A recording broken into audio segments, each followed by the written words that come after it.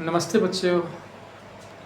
आज मैं आपको घातांक के कुछ नियम और उस पे बेस्ड प्रॉब्लम के बारे में बताऊंगा। जैसे एक नियम है a to the power m whole to the power n is equal to a to the power m into n। तो इसका प्रूफ देख लीजिए। LHS हमारा क्या है, a to the power m whole to the power n is equal to क्या होगा। अब ये पावर है इस पे, यानी कि इसको n बार मल्टीप्लाई करेंगे।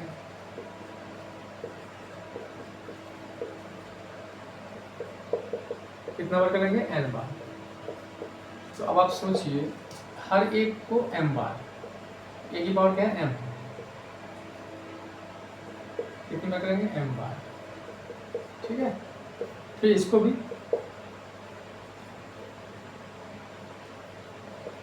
कितनी बार?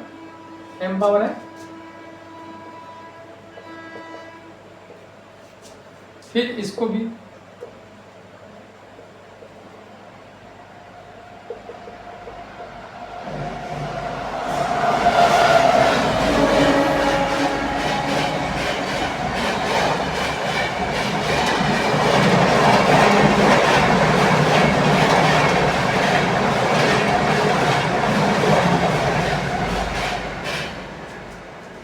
हम क्या देख रहे हैं कि हर एक स्टेप में हमने a को m बार गुना किया है। तो ऐसा ऐसा कितना स्टेप है? n बार है। तो टोटल कितना बार गुना हो जाएगा a का? a Guna a Guna a, ये हो जाएगा m गुना n। इतना बार हो जाएगा, यानी कि जितना बार गुना करेंगे उतना वो पावर में चला जाएगा। तो a की पावर कितनी हो जाएगी? m गुना n। ये हमारा RHS है। ये डेरिवेशन हो गया इसका। अब इस पे हम प्रॉब्लम देखेंगे, कुछ प्रॉब्लम सॉल्व करेंगे।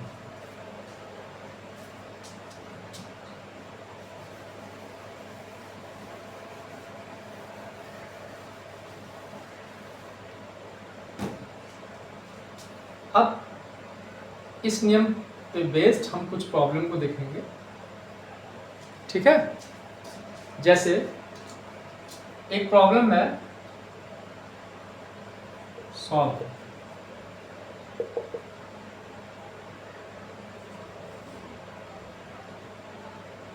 2 to the power 3x 4 to the power 8। ये आपका प्रॉब्लम है। इसको हम इस नियम पे हम कैसे सॉल्व करेंगे, तो देखिए इसका आंसर मैं बता रहा हूं आपको। 2 to the power 3x इसका तो क्या है? 4 to the power 8। अब ये नियम क्या कहता है? a to the power m whole to the power n।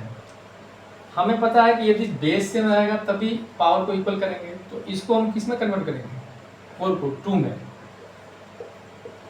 यानी कि 4 को हम 2 में कैसे करेंगे? 2 to the power 2, आइए 8 लिख सकते हैं। ओके, 4 को हम 2 to the power 2 लिख सकते हैं। हमारा क्या हो गया? 2 to the power 3x इसका तो क्या हो गया? 2 to the power। अब ये देखिए, यहाँ से ये नियम यहाँ पे अप्लाई हो जाएगा। a to the power m whole to the power n इसका 2 a to the power m into n, यानी कि 2 इंटू 8। अब देखिए, अब यहाँ पे क्या है? आधार सेम है तो पावर क्या हो जाएगा? इक्वल जाएगा। हैंस क्या हो जाएगा?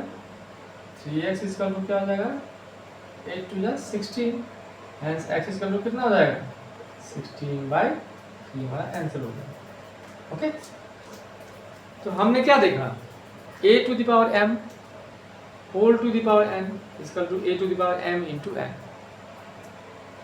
ओके, और भी प्रॉब्लम लेते हैं।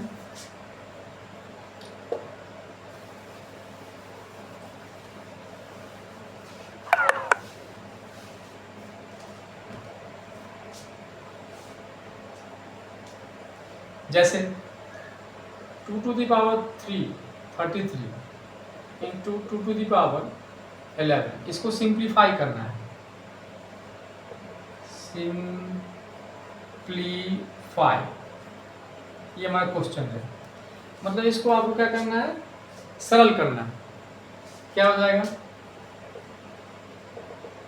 2 to the power 33 into 2 to the power 11 है। अब यहाँ पे क्या करना है, ये 11 है, हम इसको क्या करेंगे 11 इंटू 3 लिख सकते हैं, 2 to the power 11 into 3 into 2 to the power 11।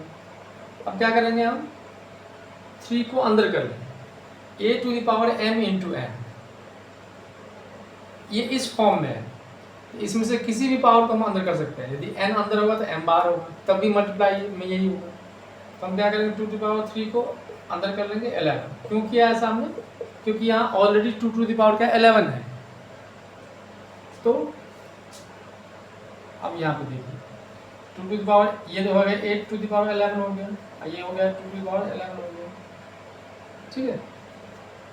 अब a to the power m into a to the power n is equal to क्या हो जाएगा a into b to the power n, 8 into 2 to the power हो जाएगा 11, यानी 16 to the power 11। ये कौन सा रूल फॉलो किया, a to the power m into a to the power n is equal to,